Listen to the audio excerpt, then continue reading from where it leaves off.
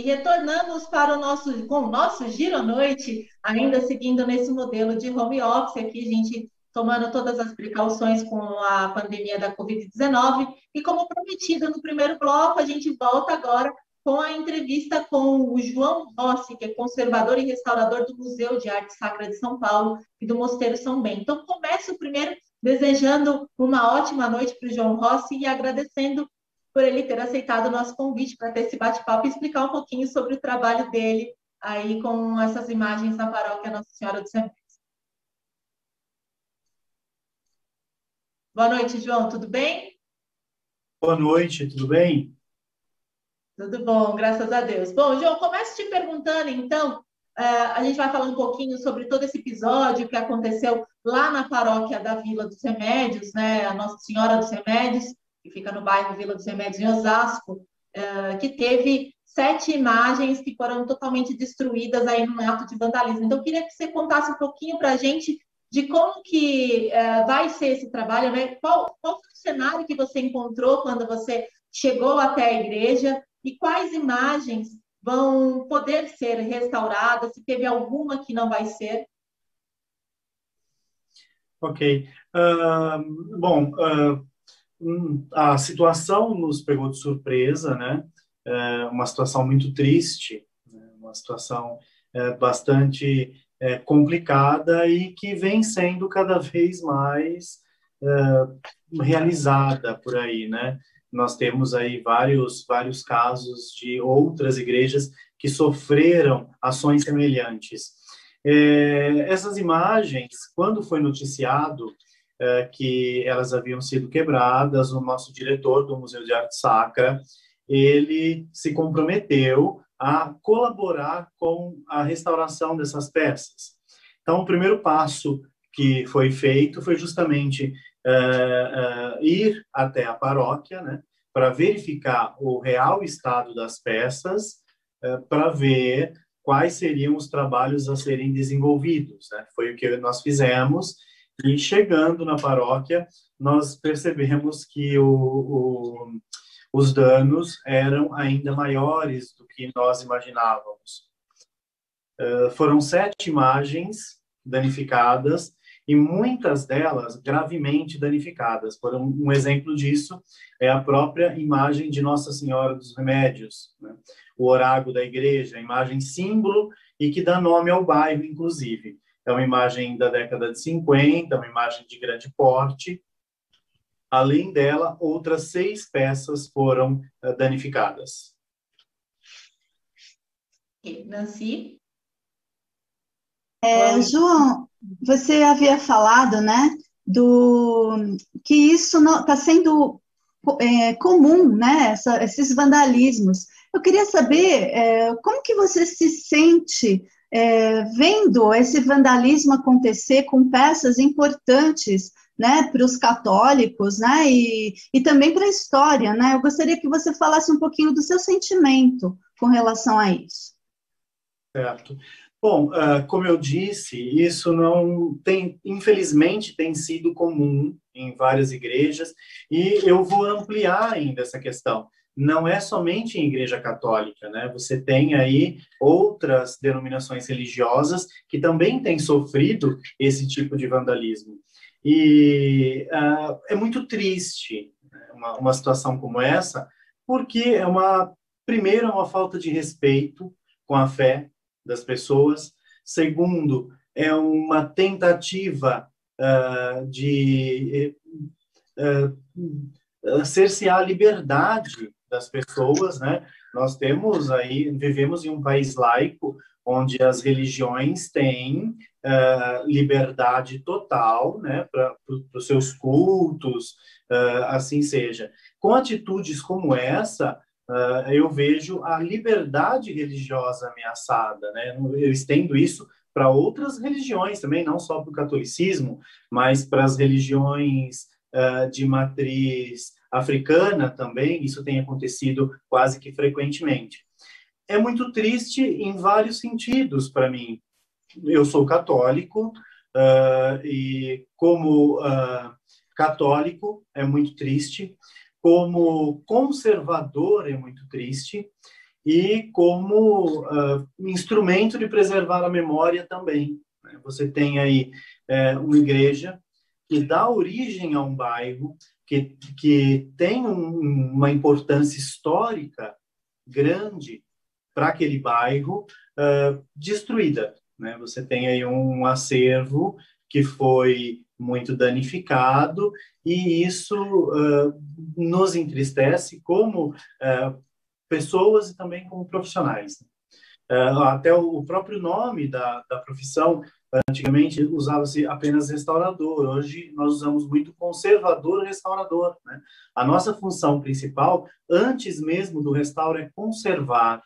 E acho que, principalmente na questão das igrejas, que tem tanta importância histórica para a comunidade, é um centro de referência, né, para a comunidade, é um ponto de união. Eu vi isso em Osasco claramente o dia que eu fui visitar a igreja para recolher aí as partes quebradas das peças, as pessoas comovidas, as pessoas querendo ajudar, as pessoas sentindo isso. Elas acabaram se sentindo também,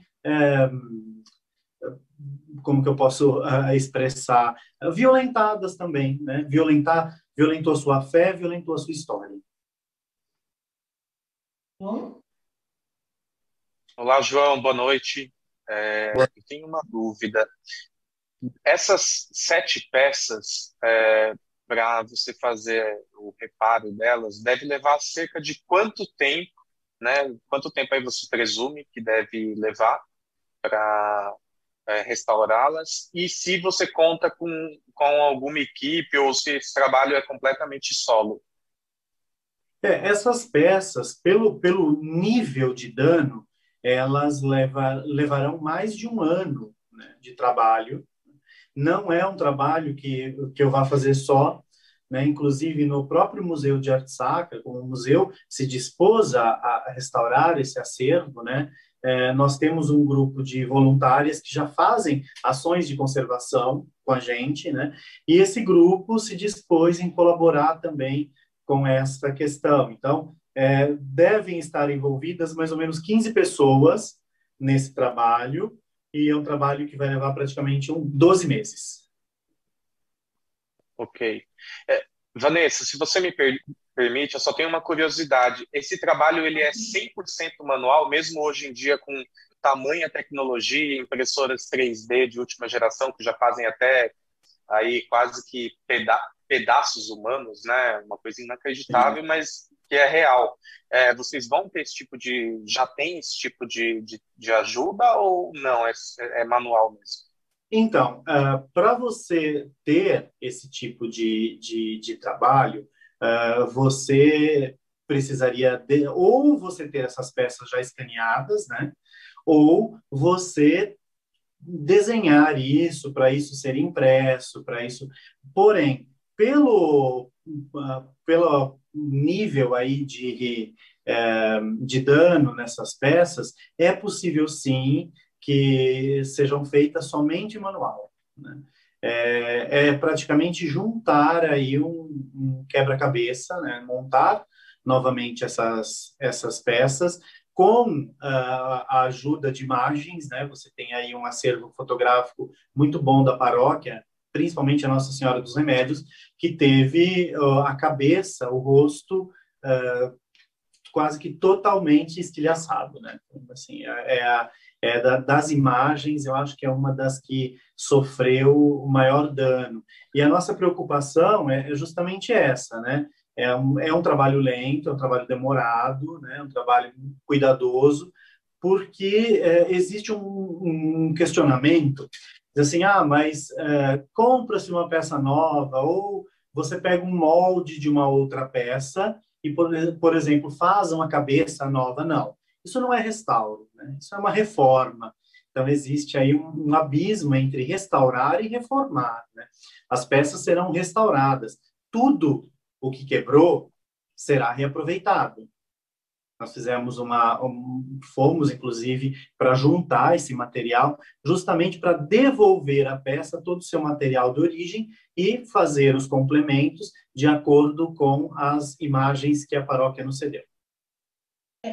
João, você poderia, assim, para a gente que nunca acompanhou um trabalho de restauro, você poderia explicar para a gente quais são as etapas? Tem essa primeira fase de ir até o local e recolher todo o material. Aí quais são os passos para quem está em casa entender o porquê que leva tanto tempo para se conseguir restaurar as imagens? Eu vou dar um exemplo muito claro no seguinte. Por exemplo, você tem uma peça, uma escultura em casa, essa escultura cai e ela quebra em diversos pedaços. O que fazer? Qual é o primeiro passo a ser feito? Juntar tudo. Tudo. Por quê? Essa peça indo para um restauro, qualquer fragmento descartado pode fazer falta. Então, o primeiro passo foi o que nós fizemos na Igreja dos Remédios, fomos juntar, né, toda a parte que tinha policromia, que tinha pintura das peças, inclusive como eram muitas peças, manter esses fragmentos separados, né, porque você já tem um quebra-cabeça aí imenso. Se você juntar tudo que quebrou de todas elas, aí é quase que impossível, né? São peças de grande porte.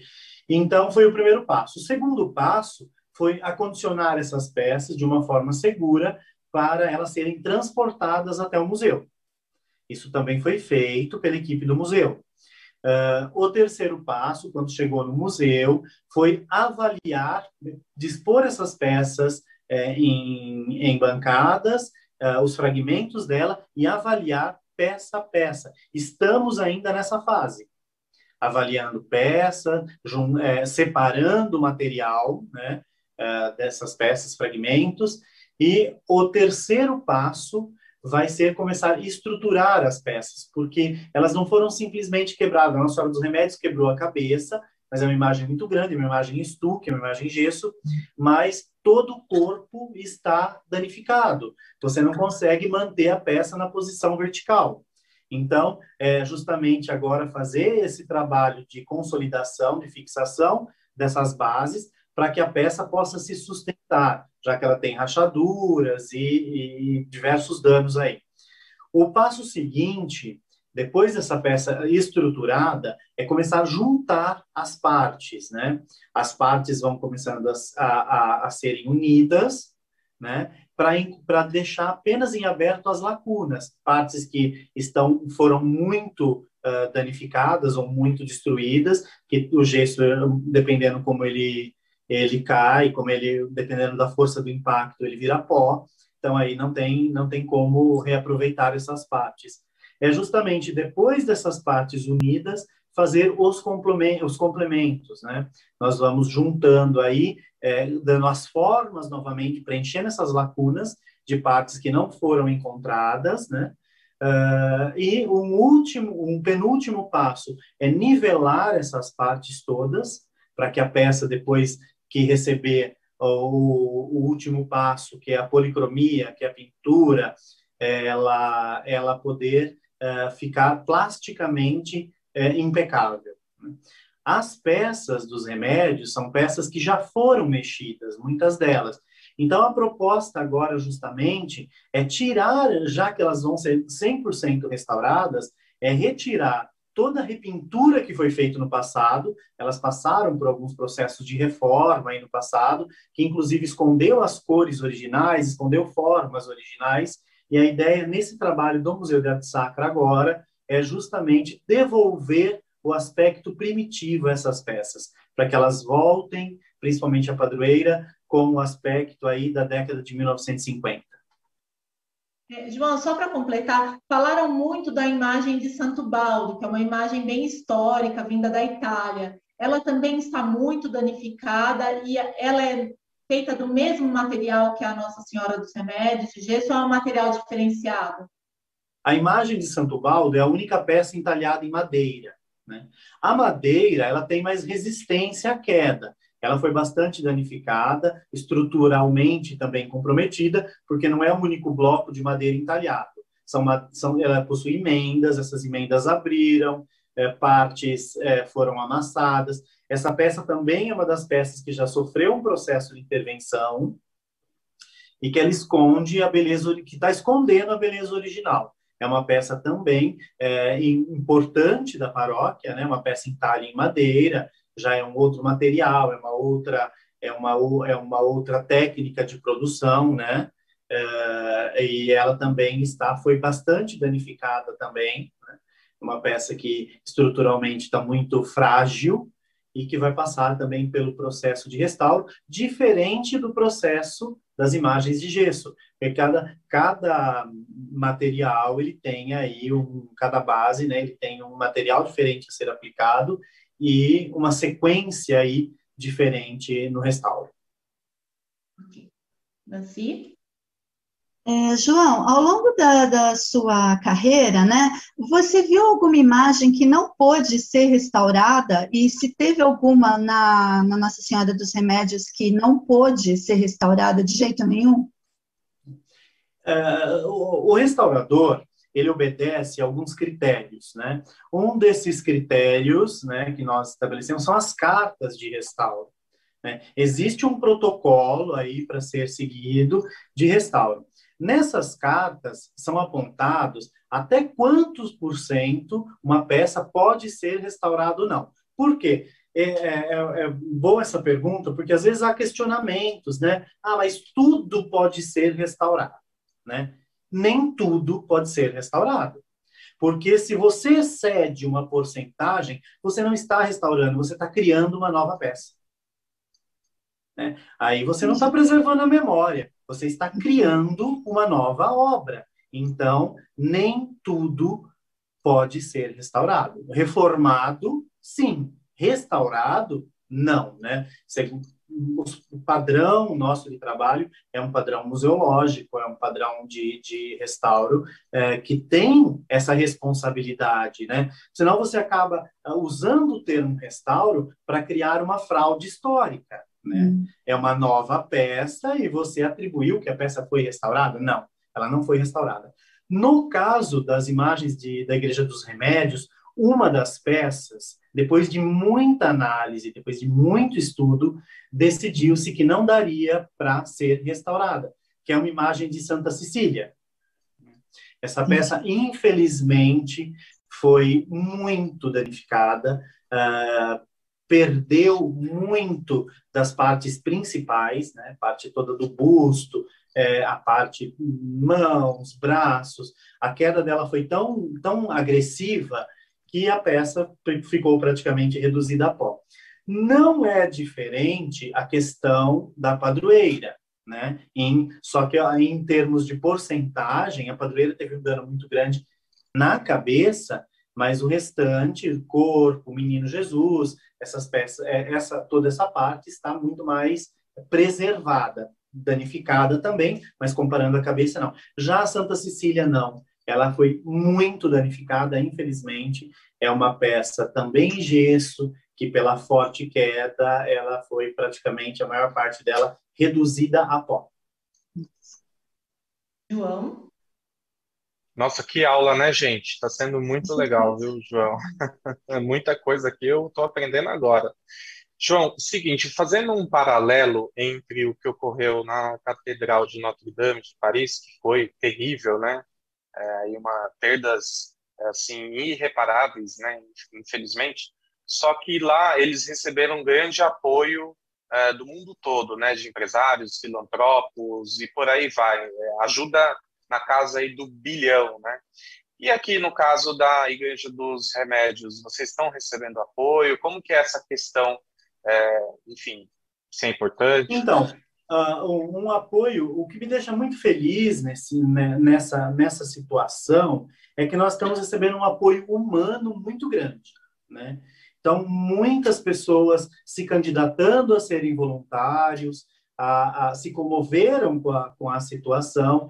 A questão de um apoio para os custos, digamos assim, né, do trabalho de restauro, eu não tenho notícia disso. Talvez o próprio padre da Igreja dos Remédios saiba dizer, saiba passar essa informação. É uma informação que eu não tenho no momento para passar para vocês. Mas a comoção, o apoio humano nos surpreende, porque a gente aí deixa a gente um pouco mais animado E eu acabo percebendo que ainda há quem dê muito valor à arte, à história e à memória. João, nesse aspecto do que você está falando de valorizar, né, a memória, queria que você falasse um pouquinho para a gente da importância de restaurar, né, das restaurações de imagens sacras, mas não só das imagens, do trabalho de restauro como um todo, para a história de uma cidade, para a história de um povo. Qual que é a importância desse trabalho? Porque muitas vezes a gente vê a história se perdendo no meio da dinâmica da cidade, às vezes casarões antigos que são engolidos, né, vamos dizer assim, pelo progresso, né, suposto progresso. Qual a importância do restauro de imagens ou de outros ambientes para a história de um povo, de uma cidade? A importância, o restauro é resgate, né? No restauro, você resgata algo, né? No restauro de uma imagem, por exemplo, como eu venho frisando, a imagem de Nossa Senhora dos Remédios é o símbolo do bairro. Ela dá nome ao bairro. Isso não foi diferente no Brasil todo, nas cidades, né? Toda a vila, toda a Capela Curada, toda a paróquia, toda a cidade é constituída em torno de uma igreja. Então, por ser um país de colonização católica, isso não fugiu à regra. Então, São Paulo surgiu onde? Na igreja de São Paulo, no pátio do colégio. Sorocaba surgiu onde? Na matriz de Nossa Senhora da Ponte, onde hoje é a catedral. E por aí tantas outras igrejas, né? Resgatar, recuperar, preservar essa memória de arte religiosa é fundamental, independente do credo, independente da religião da pessoa. É a origem da cidade, a origem da história. Isso extravasa a questão de outros monumentos, né? Os centros históricos, casarões, como você mesmo disse, que são engolidos pelo progresso, e muitas vezes eles acabam sendo descaracterizados por medo, né? Às vezes a pessoa tem uma casa muito antiga e ela tem medo que a casa seja tombada, né? Aí eu vou perder a casa. Essa questão do próprio tombamento, das próprias leis de preservação de monumentos ou de imóveis, né? As pessoas se assustam um pouco, mas isso é só uma tentativa de que a história não se perca, né? Você não perder aí toda a origem das cidades. Nós vivemos tempos onde tudo é muito descartável, né? Você tem aí uma informação muito rápida, né? Mas você, ao mesmo tempo, não tem grandes reflexões sobre o patrimônio, né? Às vezes, uma cidade com um casarão que é muito emblemático, que viveu alguém importante, tem um estilo arquitetônico importante, poderia fazer daquilo mil coisas, né? Não é porque ele vai ser preservado que ele precisa ser ser intocado. Não. A preservação, ela permite isso, o restauro e os órgãos de preservação, eles permitem que se dê uso a esses imóveis. É fundamental, inclusive, o uso a esses imóveis para gerar a manutenção deles mesmos. Mas isso ainda assusta um pouco, né? Nós vivemos aí por uma desinformação, né? De fato, você tem um imóvel antigo, a pessoa quer se livrar, vender isso logo, ou a pessoa vai pôr no chão, muitas vezes por medo, por uma falta de compreensão, né, por uma falta de entendimento da história, né? Nós temos aí, acho que foi na quinta-feira, um exemplo de um outro tipo de violência também nesse sentido da memória e da história. No interior de São Paulo, existe um cemitério meio que abandonado, que hoje só tem uma sepultura de um antigo barão de café, e na noite de 12 para 13 de maio, a sepultura foi 40%, 50% destruída, os ossos foram retirados e profanados, jogados, espalhados, e por uma falta de entendimento histórico, né?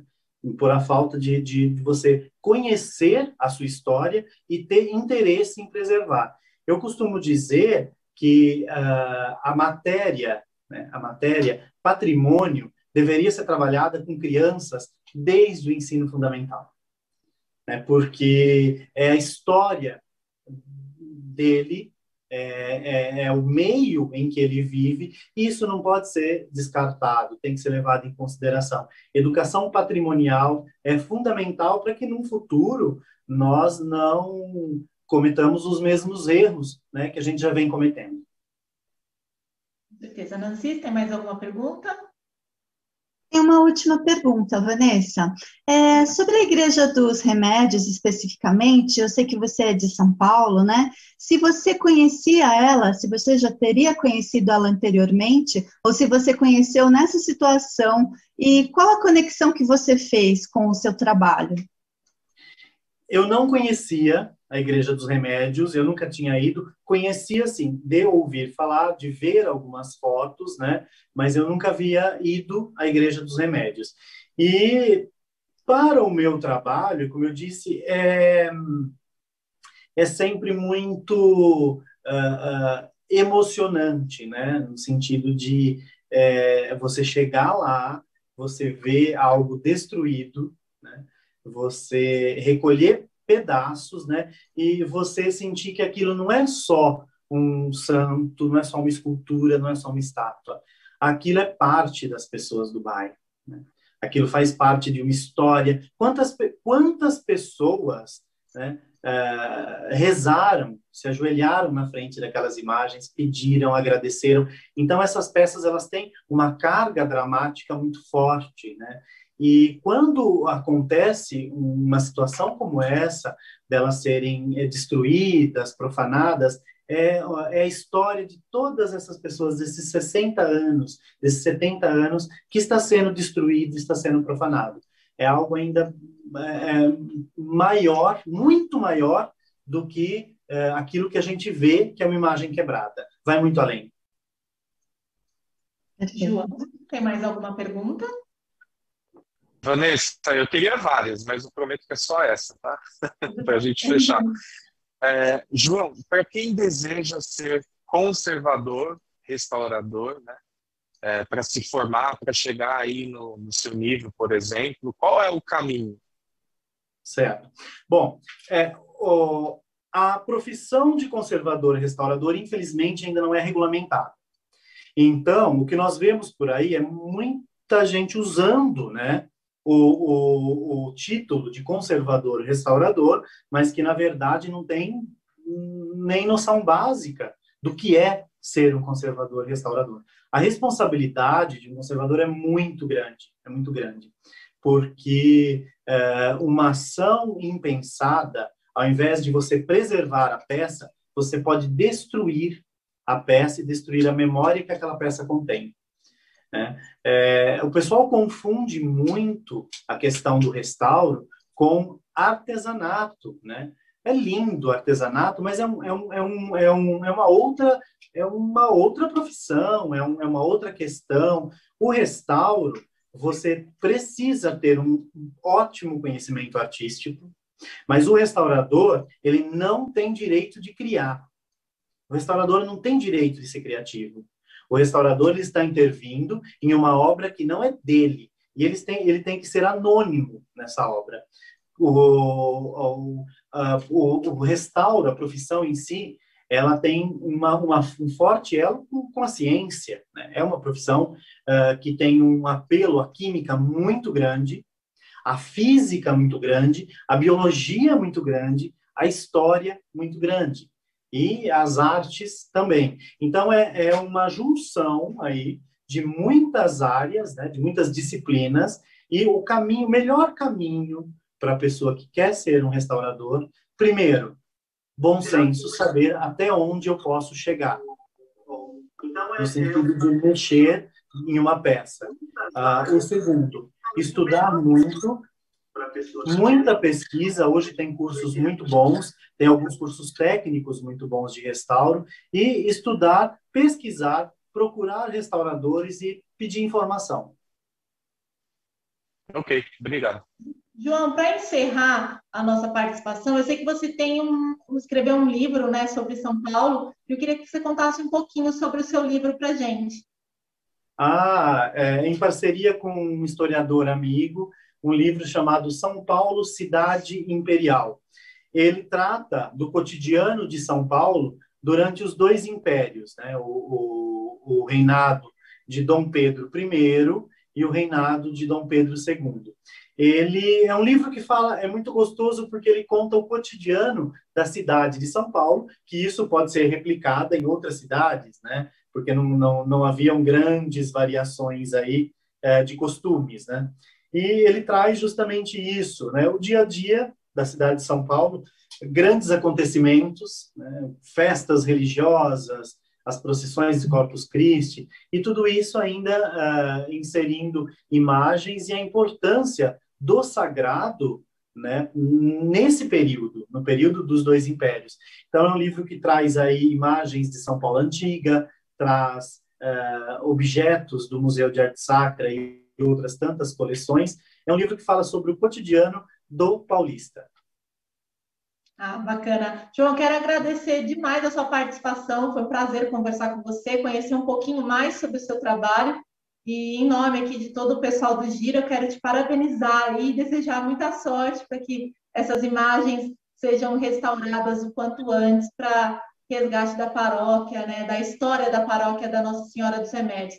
Então, se você quiser deixar aí alguma mensagem para os nossos telespectadores e para algum morador da paróquia lá próximo, né, a paróquia da Vila dos Remédios, os microfones estão abertos. Eu fiquei muito sensibilizado com as pessoas, né, com a comoção das pessoas de fora, mas principalmente da paróquia, né, o sentimento de violação, né, que essas pessoas tiveram, e um apelo mesmo para geral, é que respeitar a fé, o individual de cada um, é respeitar a liberdade. É um princípio básico aí para nós que vivemos em sociedade. Respeitar a fé é respeitar a liberdade. É isso aí, João. Belas palavras para encerrar essa entrevista. O respeito acima de tudo, né? Como diz aí o pessoal, temos que ter o respeito à fé das pessoas, a opiniões divergentes. Sempre. João, muito obrigada mais uma vez pela sua participação e uma boa noite para você. Boa noite. Obrigada. Bom, essa foi a entrevista com o João Rossi, que é conservador e restaurador, até enrosquei aqui, do Museu de Arte Sacra de São Paulo e do Mosteiro de São Bento. Então, ele contou um pouquinho para a gente aí sobre todo o trabalho que está sendo feito nas imagens da paróquia Nossa Senhora dos Remédios, aí, que devem demorar um pouquinho para ficar prontas, mas vão ficar, né, aí para voltarem à comunidade lá da Nossa Senhora dos Remédios. A gente vai para mais um rápido intervalo e na volta a gente tem muito mais notícias ainda da região oeste da Grande São Paulo. Então não saia daí que a gente volta já.